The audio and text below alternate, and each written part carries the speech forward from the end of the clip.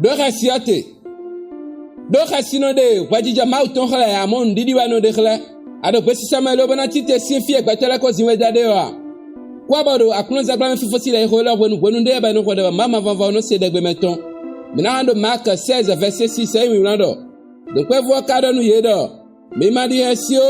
Jésus Nazareth ton e kanya cruz Dieu ba wa minde e ko fon sinku e sa do fia edido adi ami mandi Jésus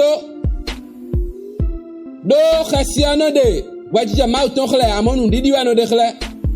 nko da bra de khasi de bazanto me on ni gosin bazanto me do egbe de Jésus sin comme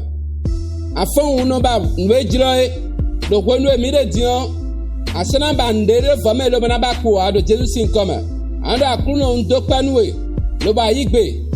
lo bo so wi de jo ba so e kado akruzuji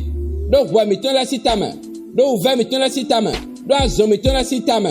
bo ye dele sona wa mi gon pede a mi sona mo va mo katon la kon pede a e na tienu we do Jésus sin comme mi ko de digo nu mau do pour les ganteurs et fonci coutoma mon le quoi nous condi de tout et à ma salaire et fifonci coutoma ba ye de fifon we de Jésus sin comme digo ye de fifon we nous kon ye de fifon we abaji ye de fifon we de Jésus sin comme mi ko de ami fie so le boy di do et ça de finir oui le so fie kwetele ko sawedo le boko soy comme le boko soy do be bon mais ma san ki anu ya asa do fine a ko do ki go si fine wa do Jésus sin comme do nous kum ma autant da rode do kwame bon asa no te lo kwame ha asa no teme do kwame o me ha be anai nous kon be na pacha ye do Jésus sin comme mais de bude ne da mina va mo de ten to ho ho me on ye sona mo ya do Jésus sin comme e na pacha ye on ko ren to eton la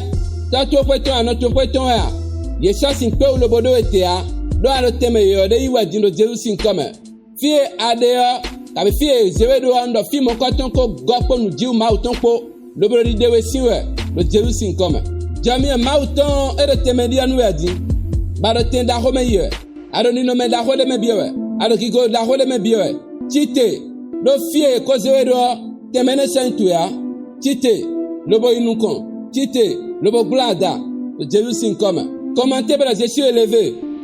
bon partager à nos autres ba bonne voix de nous sian et là non pour nous enclamer fifo tegba na mo de holin koton le Jésus sin comme mi ho de amen.